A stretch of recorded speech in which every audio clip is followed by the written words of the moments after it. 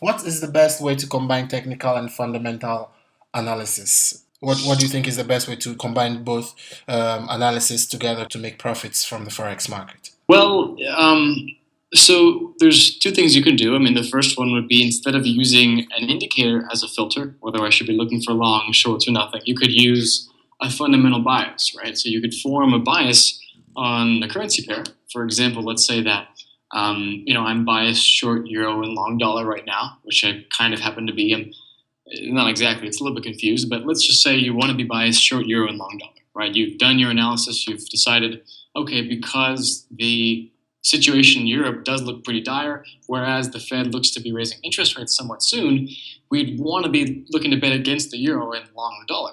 So what you would do then is you would only look for shorts on the euro dollar pair. Then what do? You look in your technical trigger, for example, let's say use the stochastic indicator, to look only for short signals. So you'd use the fundamental gauge as a filter. What should I be looking to do?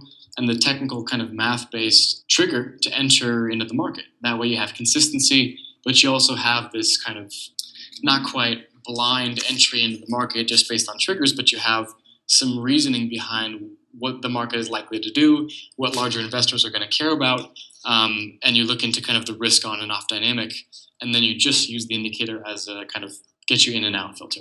I see. Let's say we've checked everything out and we want to actually involve some fundamental analysis into our trading.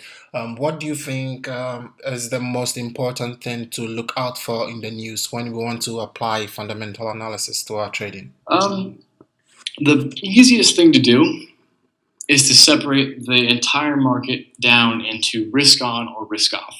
And to kind of go over what this is the main emotional dynamic of investors in general. So what risk on means is that in general, things are improving. It could be within a country or across the whole globe. Things are improving. Things are getting better.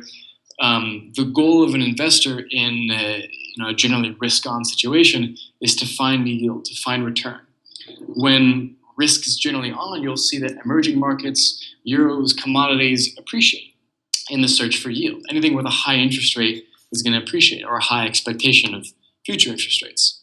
By contrast, when investors are largely fearful, not greedy, but fearful, you have risk off. When people don't care about return, they just want safety. So it's a completely different dynamic. And the easiest thing to do is to figure out, based on how things are moving, based on our commodities falling, is Australia, China falling, is gold falling, that kind of thing, and to figure out, is the news focused on the bad news, or is it focused on new highs and good news? Right now, I would say we're definitely in risk off. Oil is down a ton from its highs. The Aussie and the Kiwi are depressed. Europe is barely striking a deal with Greece. This is definitely a risk-off environment. So you can separate it down in those two ways. If you want to get more detailed, you can do more country-specific comparisons. You can say, okay, overall we're risk-off, but who's better off? You can look at the data from New Zealand to figure out if it's doing better than Australia. In this case, gold is getting hit pretty hard, but milk prices are doing well. You can make these kind of country-specific comparisons. But by far the easiest thing is just to make that basic risk-on or risk-off comparison, and then to kind of pile into positions that fit the dynamic, right? So if we're in a risk-on environment, you'd want to be long Australia, New Zealand, China, short dollar, short yen, short franc, short anything kind of safe haven. And the opposite, if the markets are crashing, if we're in a very risk-off environment, you'd want to be long dollar. You want to be long franc, Japanese yen. These are known as safe haven assets. Bonds are another safe haven asset. Cash in that specific country rather than stocks. So that's the basic kind of easiest dynamic that a beginner can get into is, are investors looking for risk and return, or are they looking for safety? That's a lot of detailed information there, Alex. Thank you very much. And I think the readers will be very, very happy for the kind of tips you've provided. Now, let's moving on to the next question. I've usually traded Forex. I wouldn't say how much I've traded with or how much I start with, but I think there are lots of people who would be interested in this question. And the question is, if someone has traded demo for a long time and they know their bearings with technical analysis, sentimental, and fundamental analysis, what would you say, irrespective of how wealthy or how rich or how much is in the coffers of the person, what would you say would be the right amount and with what's leverage to start? Um, That is start. irrespective of how rich or how wealthy or how much money they have. What would you say it's the appropriate, not appropriate, maybe the That's fine. I mean, leverage you use doesn't depend on how much you start with. It's by definition a ratio of your position size to your yes, account size. exactly. And That's so, why I asked how much do you think would be appropriate to start with? right. So, again, I would say if you're just starting out, you're not going to be able to handle the pain of loss as you will the exhilaration of profit. And so, when you first start trading on a live account after trading on a demo account, it's going to be different. Depending on your emotional composition, you'll either be, ideally is flat. I stick to the strategy and that's it. That's what a professional has. If you're just starting out, there's almost zero chance you'll have that unless you've been put in some kind of high pressure situation before and you know how to handle it. Like if you're, if you're a lumberjack or an oil rigger in the deep sea, and you're consistently in high pressure situations and you don't care about the market, you're just following the plan, then sure, use adequate leverage of 5 to 1 if you're trading medium to short term, 2 to 3 to 1 if you're trading long term. If you're new to the market, use micro lots, use the smallest size possible until you don't feel that pain of loss, that exhilaration of greed when you profit quite as much, because that feeling will kill you. It'll take you off your strategy. It'll make you stress out, lose sleep if you have positions. So trade as small as you need to get that feeling away, meaning 1 to 1 or less leverage, and then graduate once you have this ability to handle stress, specifically with losses and profits. It Okay. should feel pretty similar to make money as it is to lose money if it's all within the strategy. Okay, so basically, what you're actually trying to say is this would depend on the emotional and psychological setup of each individual trader. Exactly. The weaker you are, the lower leverage you start off with. Be honest with yourself, and that's the most important thing. Okay, so I know you've worked with some brokers in the past, and I would want to ask some inside information. As far as your experience is concerned, how much? What's the percentage of traders? What's the percentage of winning traders and losing traders for the brokers that you've worked for in the past? Well, I've only worked for FXCM, Okay. but like I said, of my personal clients that I worked with, I would say a few, maybe 2 or 3 out of the hundreds of thousands I spoke with, were consistently profitable. So very, very small, in the high 90s% don't consistently make money. But you have to realize that a lot of traders aren't in the business of consistently making money. They're not trying to do that. What they're trying to do is just, place trades after work or have fun. And so there is no data because we can't just look at the people who are trying.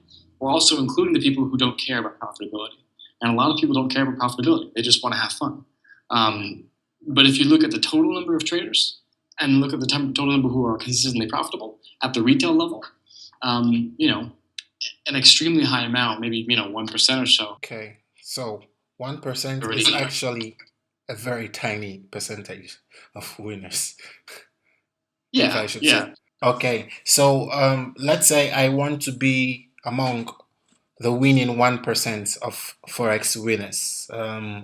How do I get there? You have any words of advice for the rest of the 99% who want to force their way into the 1% of the winning traders? Yeah, it's similar to building a great company. It doesn't happen overnight, and if you think it will, then you're probably going to make a big mistake. So if you approach this with the goal of just getting money, you're probably not going to do too well. You have to actually have an interest. I don't know anyone who does well in Forex consistently who doesn't genuinely have an interest in what's going on in the world. So number one, ask yourself, do you really care about global economics, about the state of the earth. I mean, I do. I really care about how a whole country is doing, and who's doing well and relative to others. That interests me, and it's going to keep driving my passion for FX if I do have that interest. And that interest will cause me to want to get better and to want to know and be accurate about my judgments, my activity in the market. I won't get bored. I won't get greedy. I love the market, and my ability to trade well reflects that. And I don't know anyone. I'm not saying you can't do well, but I think it's harder to do well as an individual investor if you don't have that passion. So that's number one. Number two is the discipline. If like we talked about low leverage the whole time, if you trade with large sizes just to try to get a bunch of money on a winning trade one time, then the odds are against you. So over a long enough lifespan, you really need to make sure the odds are on your side. Meaning, if you do love the market, you do want to have a good strategy, you need to continuously refine what you're doing to get better, to get more accurate, to be smarter about what you're doing, to simplify. The best strategies are very simple. They're not easy to understand, but they're simple. And so I would say if you love the market, you'll have the discipline and the patience to practice and not think it'll happen overnight. And if you do that and you just slowly build up your skills over time until you achieve a degree of mastery, then there's nothing stopping you. You could definitely be a good trader. And with that comes consistency, and with consistency comes profit. But it's just such an unfortunate thing that this market tends to draw people who do not have that, who don't care about what's going on. They just think it's some kind of video game in which they can pull money out of, which is so misguided. It's an enormous $4 trillion a day market, and you have to realize that. You have to know what's going on and love it to actually be good at it. And it's going to take a while, and you better be okay with it. If you have a scientific background and you just want to be extremely smart about price action, you don't care about the markets, that could work too. But I think actually enjoying what's going on is the biggest thing that will help you stay in it for the long term. Okay, thank you very much, Alex. That's a lot of information there for people to grind. And I realize you're the CEO of Poseidon. Am I pronouncing it right? Poseidon? Yeah. Has it got something to do with a Greek god? Well, we kept the Greek name initially. It's just what we both always loved, mythology, and there's a lot of wave metaphors in FX, like Elliott wave, and the waves in the markets. It kind of looks like a wave on the chart. So we thought we'd keep with the god of the sea, and we both live in the Poseidon team lives in California, so we're next to the water. I would always vacation as a kid and on the beach, and so the nautical theme just kind of wanted to stick. But yeah, that's where the name got from. Okay, that's actually pretty smart. And what's Poseidon FX? If I asked you, what would you say? PoseidonFX is really just where we go to teach people. Not being an FXCM anymore, there isn't really that kind of outlet to share our knowledge. So, I have my own business that's a commodity trade advisor in the United States, which is separate. I do my own trading for myself, but there isn't really a way that I can teach people what I know. And so this is just a website we set up to record video courses. I write a weekly article. We have a blog where we teach trading techniques. And so, anyone could go and sign up and just be a part of it. And then we just started to charge a few bucks a month if you want to get the premium stuff. But it's really just a place where we go to teach. Okay, so it means you actually have free courses for users. Is this what you mean? Yeah, there's a blog, and then I think one of the courses is a free course. There's a bunch of videos in there that you can take, and then if you're a free member, you can get like my weekly research post. I don't know what marketing is doing with it right now, but yeah, if you're a member, you can go in there and explore a bunch of stuff totally free, and then you can take the courses and read the articles. And how much do the courses cost? I think it's $9 a month. Again, I'm not really sure what they're doing with it now. I'm mainly just producing the content, but I think it's like $9 a month, something like that.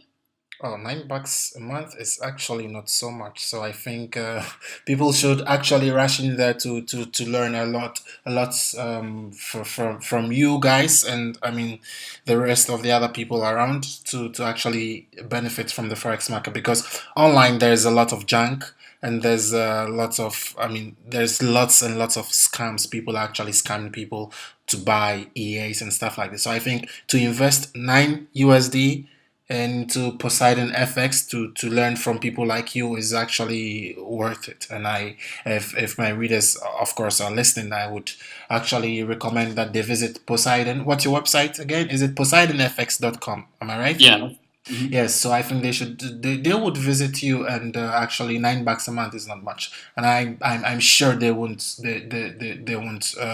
regret ever paying $9 a month for the content you're going to provide for them. So thank you very much, Alex, and it's been great talking to you. I'm really happy that you answered all the questions that my readers sent to me, and I'm looking forward to talking to you maybe sometime in the future. Cool. Yeah, that sounds pretty good, Jason. Good talking with you as well.